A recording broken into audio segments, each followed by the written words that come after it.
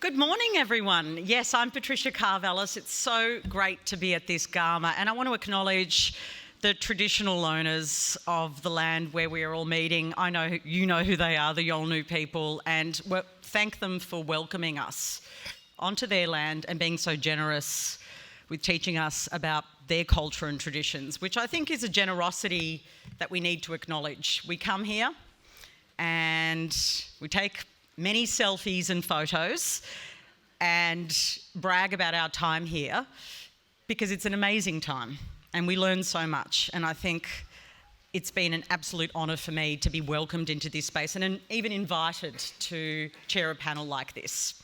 Now, this is a discussion about the referendum. And as we know, the Prime Minister has said, you can hear the rain. The Prime Minister has said that this referendum will happen this year and he will not renege on that promise.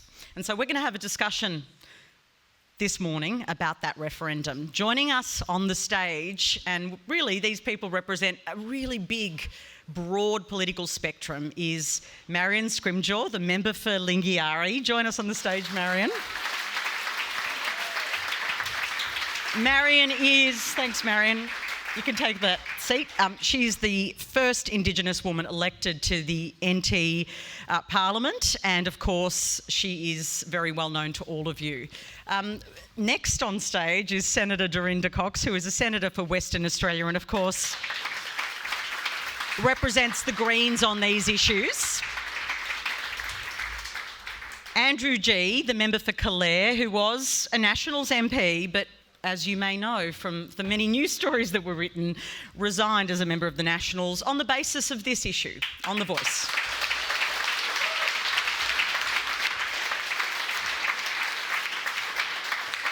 Chaney is the member for Curtin, known as a teal independent, and of course is also very passionately campaigning for The Voice in WA and beyond. And Julian Leeser, the member for Berowa, who resigned from his frontbench position as the Shadow Minister for Indigenous Australians and is now campaigning for a voice to Parliament.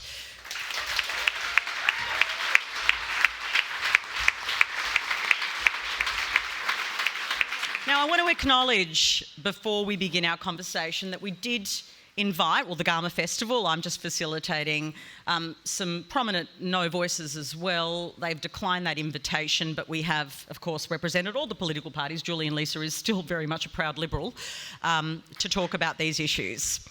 So I just want to open up with a question and allow everyone to have a sort of simple start to this conversation. And I'll start with you, Marion. If you can explain very simply why you think this is the right question and why you think this is the right time. And if you can move the microphone close so that we can make sure we can hear you. Okay. Usually I talk loud enough, I don't need a mic, PK, but I'll try.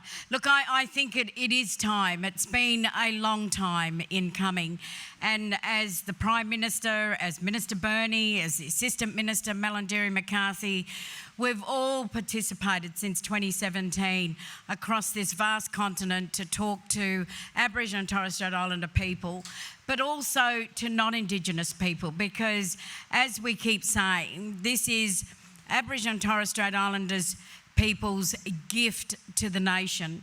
And it is about walking in two worlds. And I spoke about the great Yunupingu yesterday and how he was able to walk both of those worlds. And that's what's important, is that we're only 3%, and Noel Pearson said that yesterday, 3%. For us, it's the 97%. It's Australians that need to take this. And I think now is the time. We've got a Prime Minister who has the courage, who has the conviction, and who has the passion for the first time to be able to lead this country and to be able to say yes to Aboriginal and Torres Strait Islander people. And I think that's important.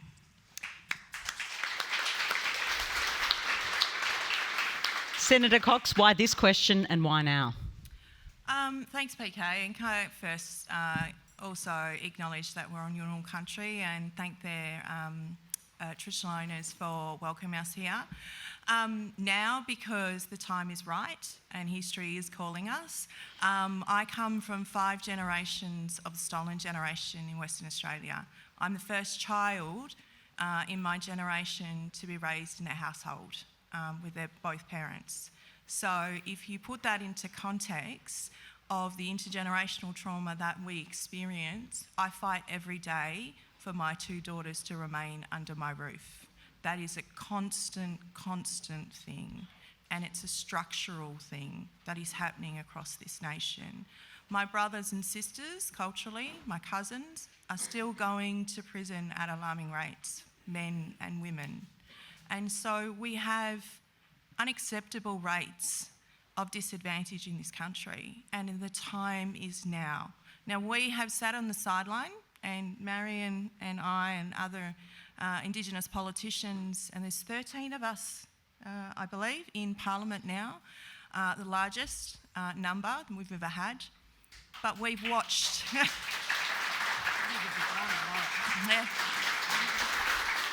But we've watched successive governments not do the right thing by our people. And we could be gone tomorrow, we could be gone at the next election, and then what? The structure of the voice is bringing to the Parliament a different approach. And I've worked across this country before I went to Parliament, in my home state of Western Australia and internationally. And our reputation is not good in relation to our treatment of the Indigenous people. And I want that, as a proud Australian and as a proud West Australian, to bring us together. Thanks for that. Andrew Gee, as we said, you resigned from the Nationals. Your party's taken a different position. Why now? Because the responsibility rests on us, on this generation, Australians of voting age, to do something that will move reconciliation in this country forward, to complete the great story of Australia, to complete the work of so many that came before us. I live out in central western New South Wales. We've got Bathurst, Orange, and one place I'm also very proud to represent and that I love is Wellington. And in 1965, a bunch of uni students, led by Charlie Perkins, hired a bus and they drove from Sydney out into western New South Wales. And the first place that they stopped was Wellington. And what they were doing on that trip, which became known as the Freedom Rides, and they were freedom riders. They were shining a light on the segregation that existed still throughout communities in Western New South Wales in 1965, and it existed beyond that. They were shining a light on that. I have one constituent, Auntie Joyce Williams. She told me that she was not allowed inside Wellington Hospital to have her children. She was not allowed inside. Can you believe that? Yet she lived her life with generosity and reconciliation and bringing people together. And another thing those freedom riders in 65 were doing was focusing on what we would now call closing the gap. They went out to a place called Nanama Mission, and they reported on the fact that there were overcrowded living conditions, earthen floors, people having to carry water up from the river. That's what they were doing out in Western New South Wales. Fast forward to the present day, I was only out there with Minister Burney a few months ago, and only now, decades after those freedom rides, have we just got the postal service at what is now called Nanama Village. My point is, the work in closing the gap, the work of the freedom riders, the work of trailblazers like Yunupingu that we heard about yesterday, and so many others, the countless others that have come before us through acts of conscience, both great and small, acts of kindness and generosity, finish their work. So if you want to pick up the torch of the freedom riders, if you want to pick up the torch of Yunupingu, vote yes and finish their work and help complete this nation. That's why the time is now.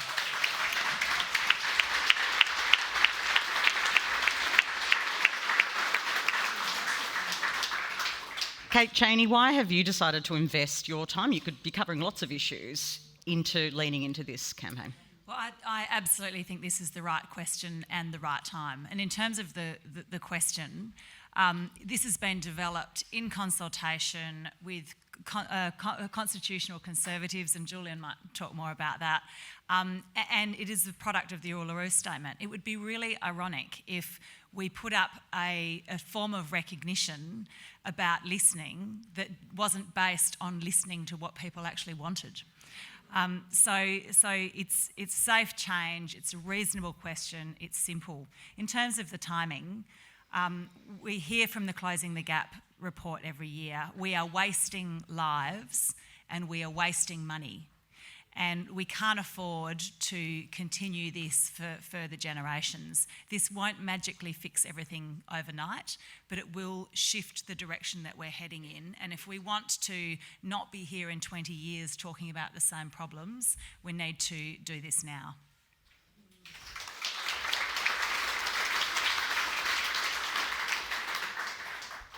I come to this from a perspective of having been a strange child. I've been interested in the Constitution for as long as I can remember. In fact, when most 10-year-olds were asking for a bike or a computer game or the latest cricket bat, I asked my parents for a copy of the Australian Constitution. I've described myself previously as Nerdus Maximus. I think that probably is the right description. But I come from the tradition that says we've got a great constitution. You know, we're one of the world's 6 oldest continuous democracies. That's a great Australian achievement of which we should all be proud. But there's always been something missing in our constitution. When the framers got together, they got the political constituent parts of the colonies of the time, but the Aboriginal people were not included in that. With this Act, we complete the Australian Constitution. With this Act, we recognise Aboriginal and Torres Strait Islander people in the Constitution. But more than that, with this Act, we answer the call of Aboriginal and Torres Strait Islander people since the 1930s for recognition, but not mere symbolic recognition. Australians rejected symbolic recognition 25 years ago in 1999. What Aboriginal people have called for is practical reconciliation. And I believe that this provides for practical reconciliation because when you listen to the voices of Aboriginal and Torres Strait Islander people, you can address some of the major challenges that they face in communities. Whether it's the life expectancy that's 8 years lower than the rest of the population, a suicide rate that is 2.5 times higher than the rest of the population, whether it is the fact that 1 in 2 Aboriginal Australians lives at or below the poverty line today. We can't continue with the same old, and this is our opportunity for change.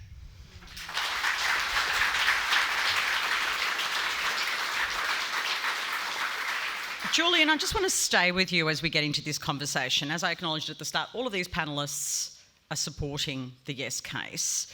But public polling, new polling rather, has come out publicly today from the Redbridge Group showing that every state and territory is behind when it comes to your position, the yes vote. Surely that concerns you.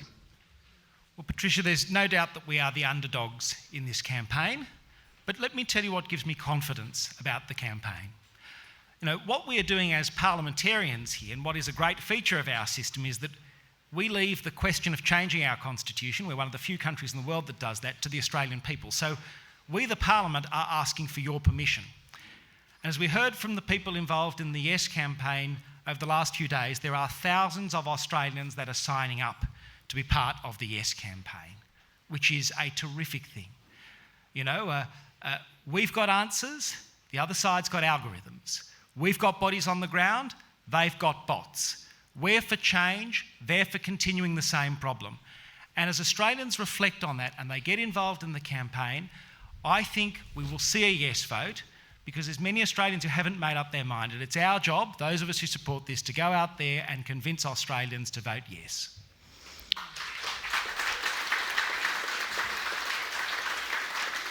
Okay, Marion, the Prime Minister has promised to deliver this year. There have been others, including your colleague, Julian, Leeser, Andrew Bragg, who is a yes supporter but has called for a delay even into next year. Why do you think it has to happen this year? Just give me a sense of that, because given the polling I just referred to, there is a view that you say you're the underdogs. If you are, why take the risk? Why is the risk worth it? Before I start, Patricia, I just want to, because it was remiss of me and I shouldn't have done it, I want to acknowledge Gulmarch and the Dillak Council and all of the Yolngu clans, who we're very lucky to be able to be part of this great festival. It's important, and I talked about the courage, this Prime Minister, the courage to stay on this course. This has been a long journey in this process, and successive governments have been asked to do this, and they have failed. This Prime Minister takes that message very seriously. We cannot give another failure and deliver on a failure to Aboriginal and Torres Strait Islander people. So we're focused on making sure that it does happen. It could be quite easy to be spooked. Patricia. Have you had moments of being spooked?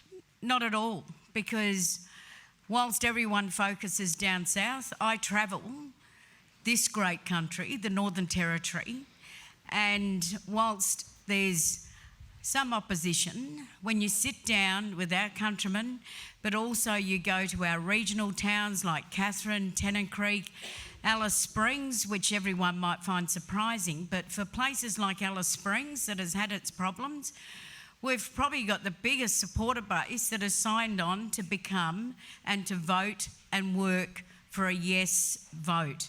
So, you know, the only poll that I believe in is the poll that is going to deliver a yes vote, whenever that will be, but it will be this year, and I know that we just need to stay on course, because that will be, I think, the circle that unites Australia.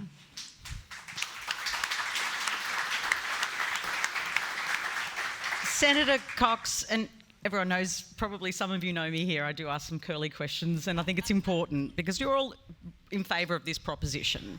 But let's talk about the very increasingly divided nature of this. The left has been split on this. Your own party was split on this. Senator Lydia Thorpe resigned over this issue. This sovereign black movement that she refers to, but this progressive no side from the left has really built some momentum. Why do you disagree with that view? Look, I don't disagree that this is the first step, and I think that if we want to get a treaty in this country, we have to do this, right? Like, I don't think that there's an argument in that, Patricia. I think that our view was to make sure, and we checked and double-checked, both with the Attorney-General and some independent advice in relation to our sovereignty not being ceded. That was the question that my party had. And at the heart of that was making sure that it was going to be protected in a constitutional change. So I was very hesitant. I needed to sit on that and mull over it and continue to think about what this meant in the present, right? And the power that I have to sit in Parliament and to be able to provide a third reading speech in the alteration bill, and to be able to inspire other people to see that this change is necessary. If we don't get this up, we are not going to move forward, as others have said.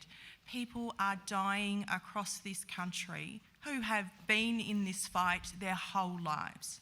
Mr Yunupingu is one of them here on Yolngu country. There are many others across this country who are the freedom fighters, as Andrew has already said. And we have an obligation to continue that legacy. We have an obligation to make sure that we put things right, and that's why we're heading in that direction. That's a really interesting perspective, because Andrew Gee, I've heard people say, who are on the no side, that we will move forward more if we vote no. That's what I've heard. This is one of the arguments being put, that it will allow more progress from the progressive no side, and it's put from the conservative no side too, for different reasons. They say it would be a reset and they'll begin again. Do you think progress can be delivered another way? This is the way that Indigenous Australians have indicated that they want to proceed, and I'm in agreement with that. You can't just be governed by polls or, I mean... What's the danger of being governed by that? you would never do anything meaningful. Like, you'd never stand for anything, you'd never fight for anything, you'd never move the country forward. That's the problem with it. And a lot of the stuff that's being put out there, it's create your own reality. Some of it is just absolutely appalling. Some of it's wacky, and it's laughable in a terrible way. But I will say this about the approach, and if I may just say a few more words on that. I've got a lot to say, let me tell you. You should never ever give a politician a microphone at a forum. Very true. I have my methods if it goes on, but you're doing a... I see the crowd wants to hear you. Continue. Thank you, folks. There's a lot of love up here in Garma, I can tell you. A lot of love. I think a lot of the entrenched opposition is misguided politics. There's clearly politics washing through this whole thing, particularly from the Conservative side of politics. But my question and my observation on that is, if the Conservative side of politics thinks that opposing the Voice in the way that they are, in, for example, labelling the Voice Orwellian or saying that it's going to re-racialise Australia, if people think that is the way to political salvation, they've got rocks in their head. Like, that's the road to political ruin, because at some point, let's just say, now, I am quietly confident that the Voice is going to get over the line, but let's just say it doesn't. So where does that leave the Conservative side of politics?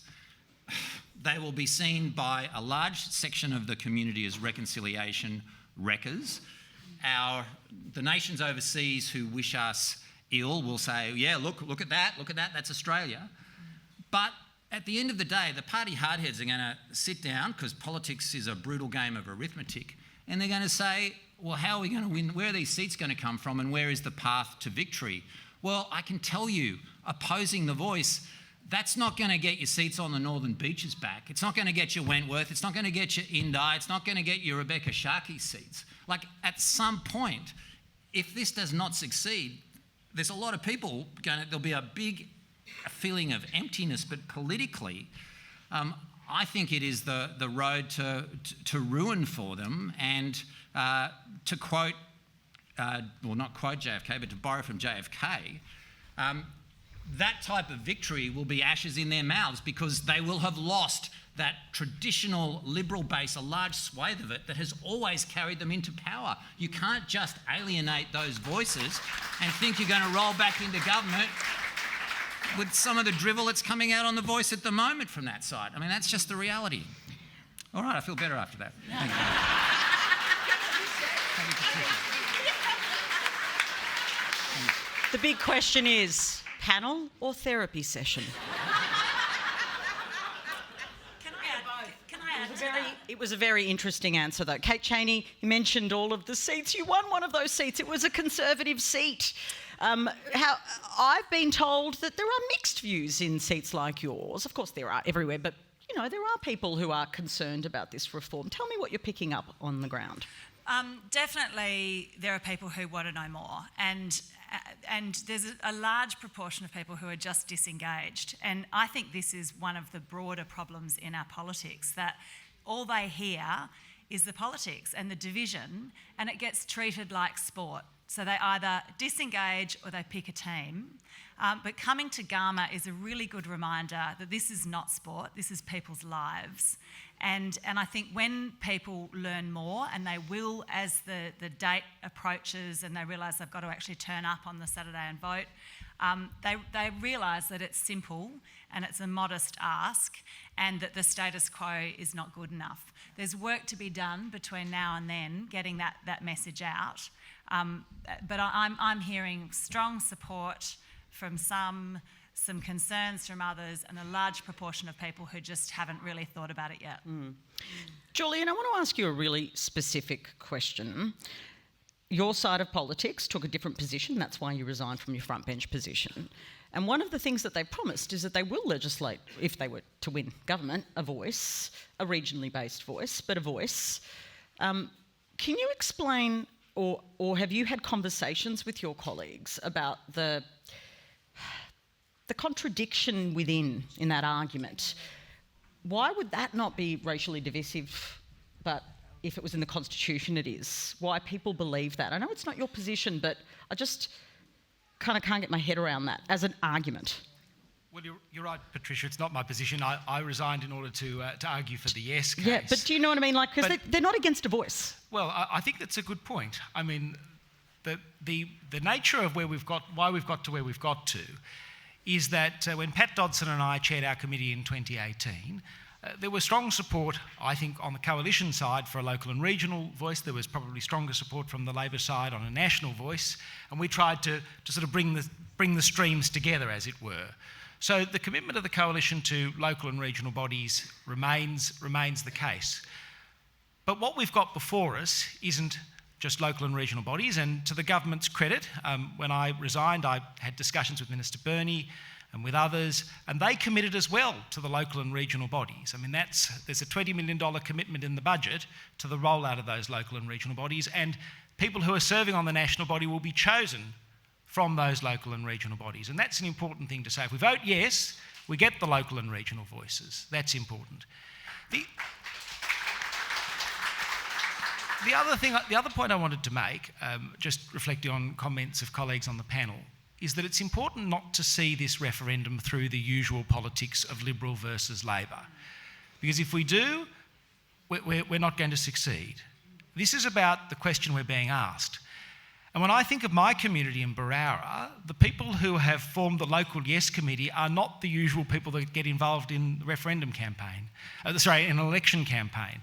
And I think of my friend Sally Ann, who's here, who's been volunteering this week. She's a good community person. On our committee, we've got a local church minister, we've got a local P&C mum, we've got the local band leader, we've got someone from the Chamber of Commerce. These are not the usual people that get involved in an election campaign, but they feel called to do something about this because they want to recognise Aboriginal and Torres Strait Islander people in our Constitution, and more importantly, because they know we can't keep going as we have been, and listening to Aboriginal people is an opportunity to get real change on the ground in education and employment, in healthcare and housing.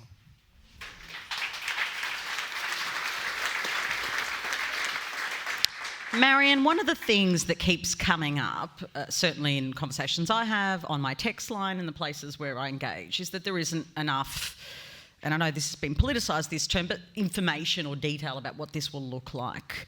Do you think it's the government's and the Yes campaign's role to do more of that explaining? Julian, for instance, just explained the regional or local kind of way that things would happen, but you don't hear a lot about that, and there seems to be some confusion. Do you concede there's some confusion about what this is? I think when I travel throughout the Northern Territory, Patricia, there is a lot of misinformation that's out there, and so it's sitting down with communities, and it's just not the fly in, fly out, which I know that there's been a lot of noise and misinformation from the FIFO crew that do go into some of these communities. We don't need the noise. What we need is fact. Aboriginal people, I mean, sometimes in this debate, and I touch on what Julian just said, it's not about politicians, and it should never be about politicians. It's about Australians, it's about Territorians, it's about everybody in your state and territory. But we've got to deal with the noise, because it's the noise on the outer in these communities that are creating a problem. And it's important to give everyone the right information. I can only speak for the Northern Territory, and I find it astounding when people that I see coming from other states and territories talking for the Northern Territory. I was sitting down, and I sit down quite a bit with Minister Burney, Assistant Minister McCarthy and myself. Between the three of us, there's nearly a collective of 120 years of hard work in this political field. But it's not about us three. It's about people out there. But people have said to us, you need to be our voice to make sure that this happens. And I've been in a privileged position, apart from every member on this panel, to have been involved in every single dialogue and been the facilitator of those dialogues right across Australia, right across the Torres Strait, into communities, talking to people about this. I worked extensively as Northern Land Council CEO with Minister Ken Wyatt. I was on the co-design process with Marcia Langton and Tom Kelmer. This has been a long journey, and we've got a Prime Minister, our Federal Minister for Indigenous Australians, that are now prepared to stand up and say we will deliver the Uluru Statement of the Heart in full. And others have will work towards trying to pull that down with all the noise, misinformation, distracting people, Patricia, in the communities. But the question on the referendum and changing the Constitution is important, and delivering on the voice. So it's recognition, it's listening, and it's delivering on what Aboriginal and Torres Strait Islander people across this great country wanted us to deliver, and that needs to be done.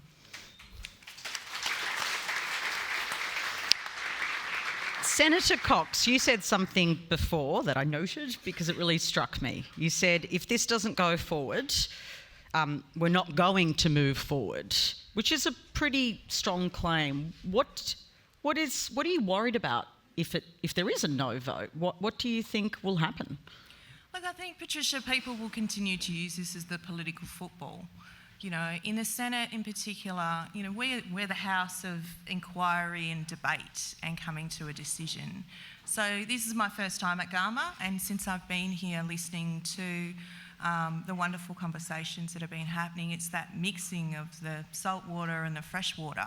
And I see that in the Senate, you know, the two parties either side, and us like Moses trying to part the sea and be the voice of reason sometimes.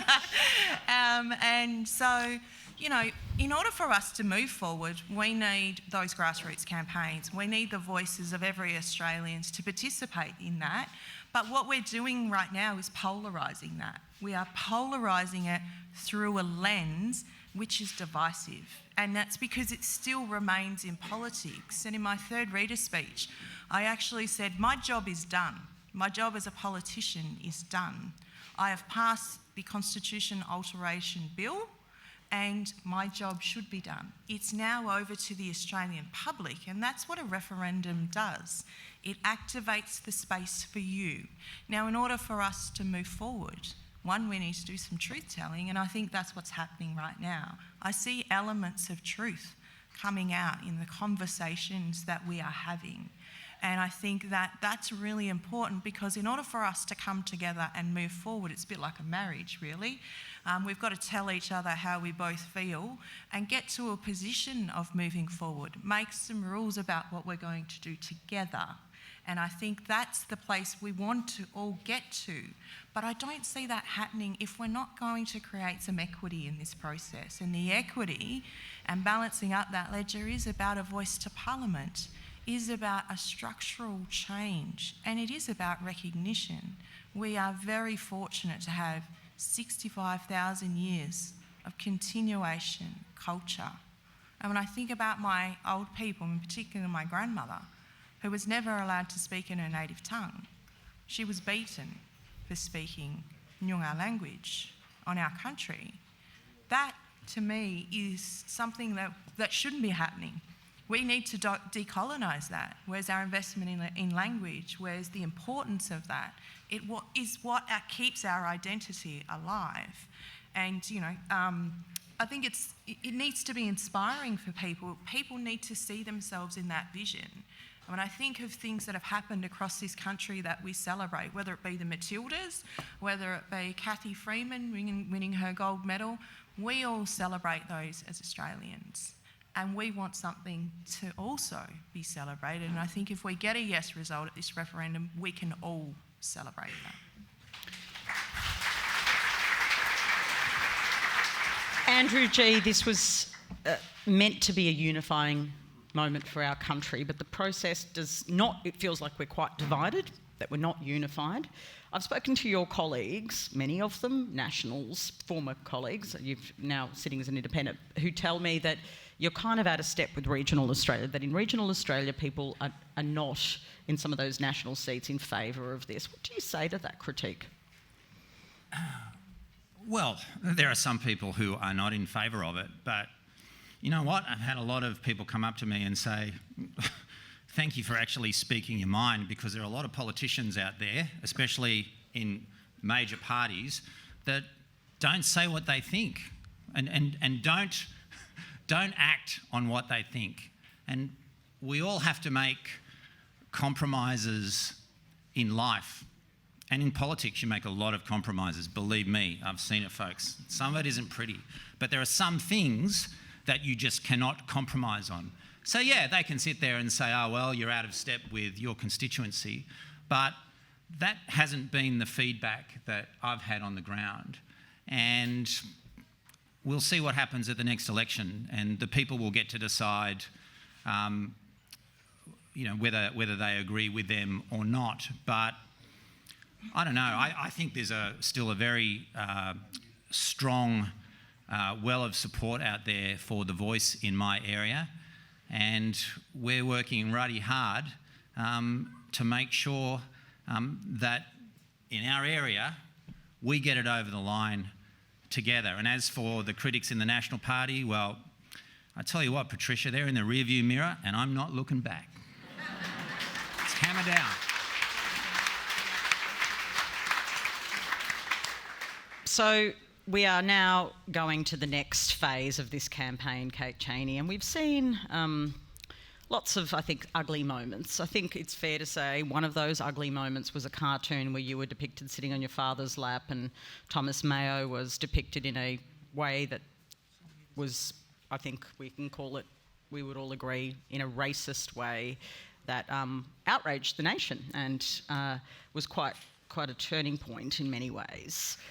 How do we keep this debate respectful? What is the obligation on people to disagree meaningfully and respectfully? And what impact did that have on you personally? So it was disappointing, but I think it showed what we're dealing with. And one of the things that, one of the reasons I think this is really important is this is an opportunity for Australia to make a choice between hope and fear. And we've seen democracies all over the world becoming more and more divided and more driven by fear. And this is our opportunity to say, we think something better is possible and we choose hope. We are more moderate than other countries. We're not going to fall victim to this division, and we will choose the positive of those two options. And the ability to disagree meaningfully and respectfully is a fundamental part of our democracy. And this is so key to who we are and how we make decisions. And when we see everything turning into a fight that's based on identity rather than the issues, we lose that central tenet of the political system that we have chosen.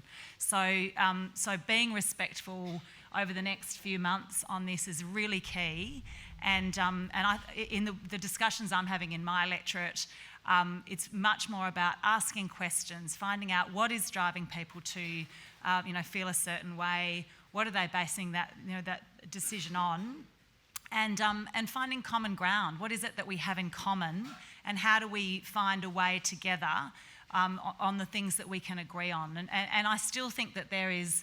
I still have hope that this can be a unifying moment for Australia when we realise that we don't want to follow this polarised path that other democracies are going down. Julian, Leeser, you have argued for a long time that this is a conservative position.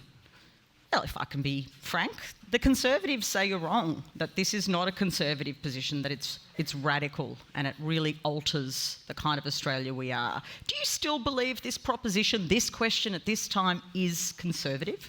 Absolutely. Conservative people believe in a couple of things. We believe in practical outcomes, not mere symbolism. If we were just doing recognition and there was no practical outcome through the voice, this would be just mere symbolism. It's the practical outcome that calls us to vote for this. because we can't continue as we have been, given the gap between the outcomes for Indigenous Australians and the rest of the country. This is one of the most prosperous countries on earth. In my view, it's the greatest country on earth. As we look around on every imaginable league table, we sit at the very top. But there's a gap that doesn't close regardless of who's in government, regardless of the amount of goodwill, regardless of the amount of money, and that's because structurally we are not listening to Aboriginal and Torres Strait Islander people and ground-truthing the smart ideas developed in Canberra in community. That's been the missing thing. And we all know it from our own lives. We don't have to be Aboriginal to know the importance of consultation and how that changes things. We've all been in a workplace where the workplace has made a decision and it hasn't gone well, and you're saying, well, nobody asked me about that. We've all been in a community where the local council's made a decision and it's gone badly, and you say, well, nobody asked me about that. And we've all been in the reverse position too, where you have been consulted, and even when we haven't got our way, it's a better decision for the consultation.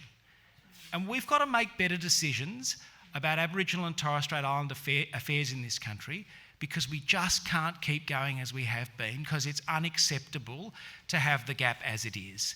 And I think it's the practical nature of this that should appeal to Conservatives. It's the practical nature which will lead to us getting better bang for the public dollars that go into Aboriginal and Torres Strait Islander affairs.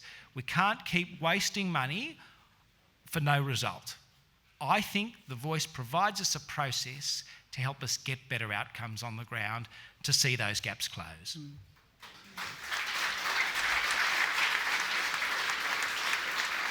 It's interesting, Julian, Leeser, that you just described this as just recognition not being a conservative idea because it's just symbolism, that the practical makes it something different in your opinion. I know many Conservatives, to acknowledge it, would not agree with you. But Marion, Scrymgour, there is a view among some that Labor, the government, has been too wedded to this model, that if, for instance, you did just go down the recognition road, one Liberal told me it would win in a canter. It would be such an overwhelming vote to recognise Indigenous people in our constitution, but that with the voice element, it causes disruption. Have you considered alternatives? Look, I think I keep going back to the courage of the Prime Minister and Minister Burney. We haven't deviated from what Aboriginal and Torres Strait Islander people have been calling. So if we talk about, or if anyone here, I ask how many people in this crowd have read the Uluru Statement of the Heart, and a lot of the discussion and recommendation that came out of that called for recognition. And when we look at recognition, it is changing the Constitution to recognise Aboriginal and Torres Strait Islander people in the document that this country was founded on. And then it talks about listening. So when we talk about listening, the listening is through a voice. I've had this discussion with some on the Liberal side, and I've asked, what is the fear? What is the fear of allowing Aboriginal and Torres Strait Islander people in this country to be able to set their own path and destiny, to make inroads into health, education, housing? But people want jobs. You know, I was with the Prime Minister at the Youth Forum. This isn't about me or any members of Parliament that are sitting up on this panel. It's about our kids. It's about the next generation. It's about this young generation that's coming up, but the next generation. And that's why it's urgent, Patricia, and it's important that we keep in mind that it is about those young people, because they shouldn't be sitting here in the Garma Forum in 20 years' time still talking about the same things that we've been talking about for the last 30, 40 years. And, you know, I think that if we think about, you know, everyone here could think about their kids, their grandkids. You know, I think when people think about those young people, then there's no other alternative but to say yes, because we need a better future for our kids. And that's what pushes myself, Minister Burney, Minister McCarthy, Dr. Gordon Reid, Jana Stewart, who's another senator that sits in the Senate. That's what pushes all of us in the federal parliament, because it is about our young people, and it's about making sure that their voice is going to be listened to for the next 20, 30 years going forward, that they set, you know, the policy and the frameworks to fix up the what's been left, because we don't want them to inherit a mess. We want them to go forward as independent, intelligent thinking, you know, ambitious young people, and that's what we should be building.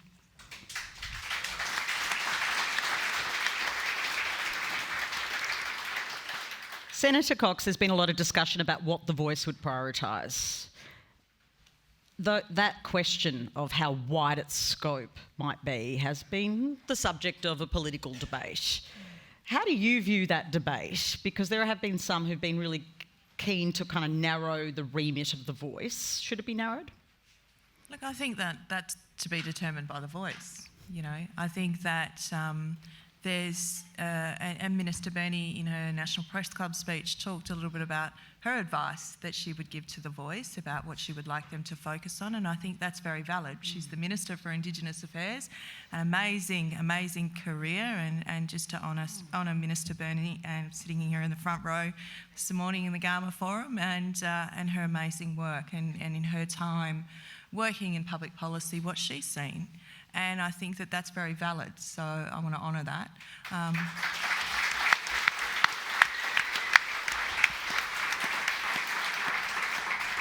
But I think the members of the Voice will be the ones who determine what, also alongside the Minister, what are the priorities. The government will obviously, the government of the day, will want to hear what's on their agenda. As we know, that's important. But in my experience working in public policy for nearly 25 years, the nimbility and flexibility of national policy is not there for our people, because we are not a homogenous group. We are not all the same just because we're black people. We live differently, we have different cultural protocols, language. You know, there are things and experiences. We come from different experiences. So we have to take that into consideration, and place-based solutions that a national voice should bring to Parliament for parliamentarians like me to hear what those those ideas are from the places that they come from are absolutely valid and so important for us sitting on this side of the table, because we want their advice. I can't be everywhere. I'm the First Nations portfolio holder for the nation, for the Australian Greens, but I also hold 4 portfolios, more than Adam Bant, and I tell him that quite a bit. Bit of a side note, but it's trying to get across the country, and not things that work in Alice Springs will work up here in East Arnhem Land, or will work in my country, in Yunga country, in the southwest, in Bunbury, for instance, or even in central Melbourne. You know, this is the diversity that we even have in Aboriginal Australia, and the Torres Strait Islands even. So, Patricia, we have to think about that, and that's what I think the Voice will bring for us in relation to being able to hear the good examples, the bad examples, and the solutions that come from Indigenous Australians. Patricia, can I add something? Okay.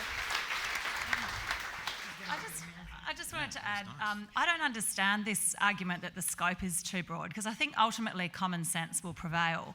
If my accountant starts to advise me on my haircut, I'm probably not going to listen to them. And ultimately, the people on The Voice are representing their communities, and they won't last very long as those representatives if they're not advising on the issues that matter the most. So it just seems like a non-argument to me, and common sense will win. How about if your accountant has good hair? Yeah, that's pretty good. Just joking. Look, Andrew Gee, I just wanted to come to you, and we're close to the end. You've been such an engaged audience, can I say? You can wiggle around. I always get a little bit of ants in my pants if I've sat for too long. Andrew Gee, it has been seen as a really left-right issue. And are you fearful that it's getting entrenched in that way, that if you're a Liberal voter, you think you should vote a particular way? If you're a Labor voter, you think you've got to vote a particular way? Or is that kind of an entrenched view in the community? I don't think it's an entrenched view. I think, sadly, this is the way that politics is going, and we often follow the US in Australian politics, and you can see how divided it is over there. And this whole doubling down of, outlandish and false statements about the voice, I think, is a symptom of that. It's quite Trumpian in its outlook, but I think that we have to accept that that is the way of the world now, and maybe the time of bipartisanship on these issues, on the big issues and constitutional change, maybe those days are behind us now. But there are still Australians of goodwill out there on both sides of politics who I believe that will ultimately get this over the line. I have members of my own family in the Liberal Party. For example, my mum's a member of the Liberal Party and she's voting yes. So there you go. So yeah, she is. So I think there are Australians of goodwill on both sides that will ultimately carry it forward. But this is just the world that we live in. And yes, not having that bipartisanship does make it more difficult. But we're going forward with this and we will succeed. And you look at, as I get back to the politics of it, you look at the Aston by-election. How could the takeout of the Aston by-election, which the opposition lost, how could the lesson of that possibly be, yep, go harder on the voice, let's kill it, let's do our best to kill it and go even harder? How could that possibly be the takeout of it?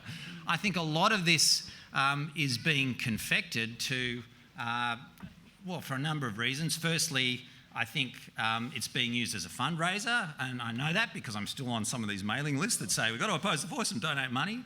I think it's being done to shore up leadership. I think it's being done on the false premise that this will somehow be the launching pad to political glory, but as I've told you, I think it's the road to political ruin. But it's the world that we live in. We have to get used to it, but Australians of goodwill will unite on this, and together we will get this done. Just ending with both of you, first to you, Kate Chaney. A lot of optimism on this panel, and there is, I think, overwhelming view in the crowd that this is a good idea. Different parts of Australia, that's not necessarily the case. We're having this robust discussion. The Garma Festival, I want to acknowledge, did invite no voices to be on this panel and to have this discussion. Do you think that would have been a good discussion to have with people opposing this idea, to have some of these things out in a civil way? We absolutely have to have those discussions, and this comes back to the point about respectful debate. You have to come to a discussion with an open mind and listening to others, and the one-on-one discussions that I have, it's really useful, and I think that's what this will turn on, is the one-on-one discussions we have in our communities. The thing that cuts through for me in those discussions with people who usually also want to see better outcomes for Aboriginal people is government is really bad at making policies that improve the life outcomes of Aboriginal people. When you're really bad at something, you get some advice on how to do it better. The voice is that advice. It is actually that simple.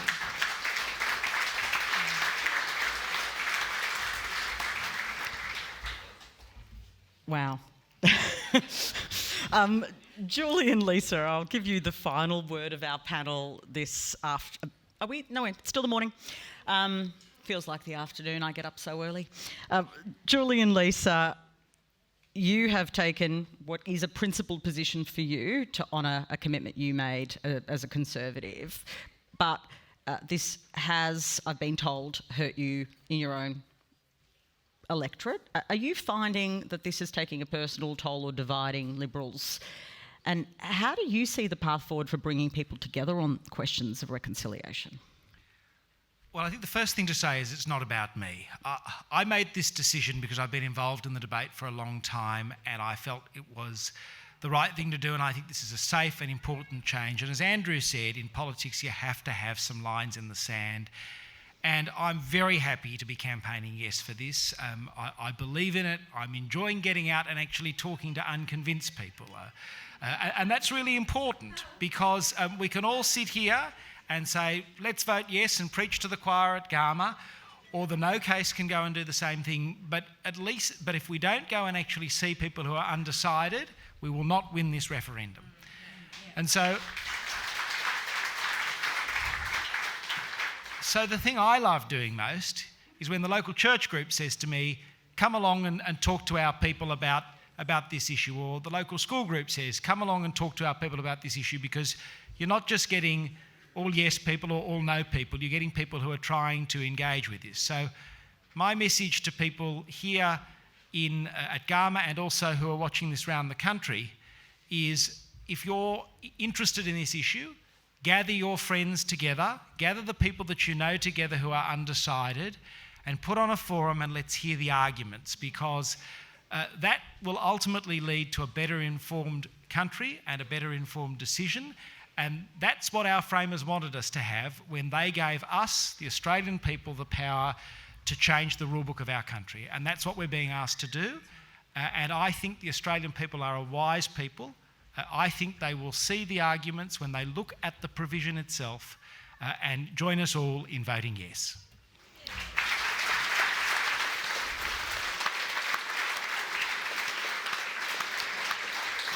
I really want to thank my panel. It's been such an interesting conversation this morning. I want to thank Marion Scrymgour. I want to thank Dorinda Cox, Andrew Gee, Kate Chaney and Julian Leeser. And I want to thank you because you have been such an engaged audience, and sometimes not all audiences are engaged, but this is such an engaged audience. Again, thank you to the Yolngu people for allowing us to have this conversation. And as a non-Indigenous person, it is an absolute privilege for me to be invited by the Garma Festival to be able to have these conversations. Thank you.